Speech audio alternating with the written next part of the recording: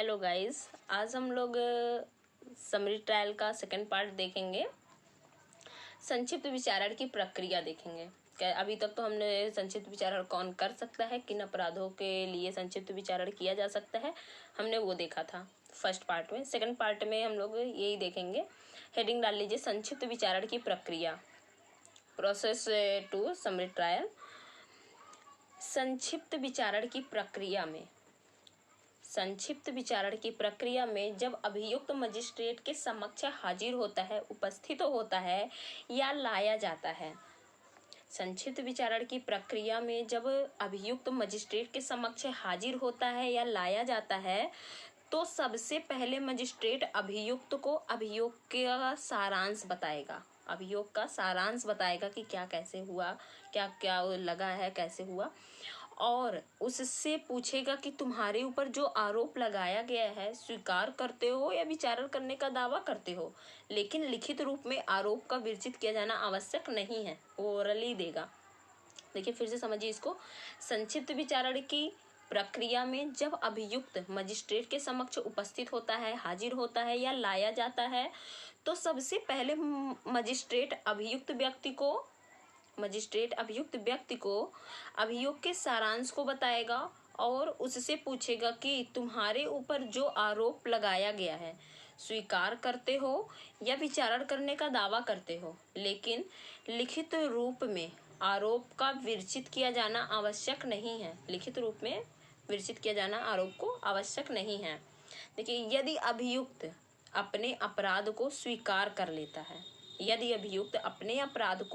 कर लेता है, तब धारा 263 के उपबंध लागू होंगे। अर्थात संक्षिप्त विचारण के प्रत्येक मामले में मजिस्ट्रेट ऐसे प्रारूप में जैसा राज्य सरकार निर्दिष्ट करे निम्नलिखित विशिष्टियां प्रविष्ट करेगा।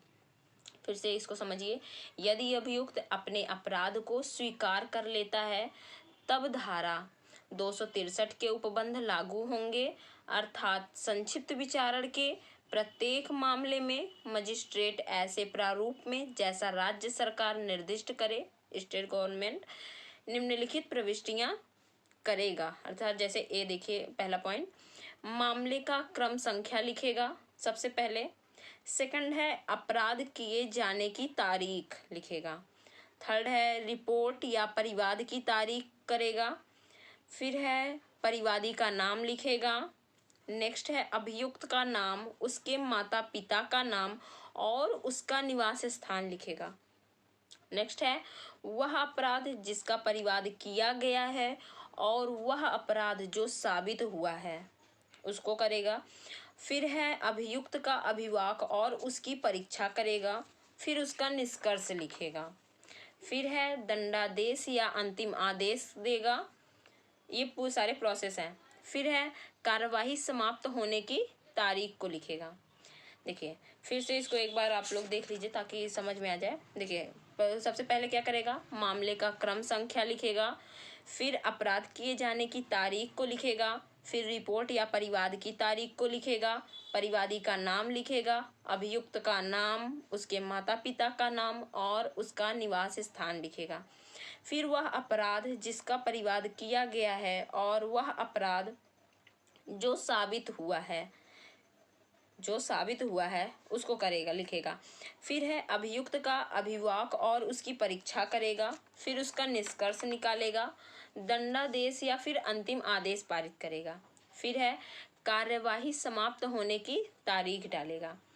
और फिर देखिए अब इसको, यदि अभियुक्त अपराध को स्वीकार नहीं करता है, इतना करने के बाद अगर फिर भी अभियुक्त अपना अपराध, उसका निष्कर्ष निकालता, सब कुछ करता है, अभियुक्त अपने अपराध को स्वीकार नहीं करता है या विचारण किए जाने का दावा करता है, यदि अभियुक्त अपराध स्वीकार नहीं करता है या विचारण किए जाने का दावा करता है या अभियुक्त दोषी होने का अभिवचन करता है तो मजिस्ट्रेट अभियोजन एवं अभियुक्त दोनों को अपने अपने समर्थन में साक्ष्य प्रस्तुत करने के लिए कहेगा और दोनों पक्षों की तरफ से जो साक्ष्य प्रस्तुत किया जाएगा। मजिस्ट्रेट उस साक्ष्य के सारांश को और निष्कर्ष के कारणों को संक्षेप में लिखेगा। फिर से देखिए इसको, यदि अभियुक्त अपराध को स्वीकार नहीं करता है या विचारण किए जाने का दावा करता है या अभियुक्त दोषी होने का अभिवचन करता है तो मजिस्ट्रेट अभियोजन एवं अभियुक्त दोनों को अपने अपने समर्थन में साक्ष्य प्रस्तुत करने के लिए कहेगा और दोनों पक्षों की तरफ से जो साक्ष्य प्रस्तुत किया जाएगा मजिस्ट्रेट उस साक्ष्य के सारांश को और निष्कर्ष के कारणों को संक्षेप में लिखेगा। इसकी प्रोसेस संक्षिप्त विचारण प्रक्रिया की बस इतना ही है, इतने में आपका कंप्लीट हो जाएगा। अब नेक्स्ट ऑडियो में हम लोग अपील के बारे में बात करेंगे। अपील का चैप्टर काफ़ी बड़ा भी है, तो उसी पे कई ऑडियो आएंगी उसकी कई पार्ट में। गाइस, अगर आप लोगों को ऑडियो पसंद आता है तो लाइक कीजिए, शेयर कीजिए। जो नहीं समझ में आ रहा है कमेंट करिए ताकि हमें भी पता चले कि हाँ आप लोगों को नहीं समझ में आ रहा है, हमें और बताना है और इसको करना है। तो आपका टेस्ट भी अभी स्टार्ट ही होगा, तो सभी लोग टेस्ट में पार्टिसिपेट करें। Thank you guys.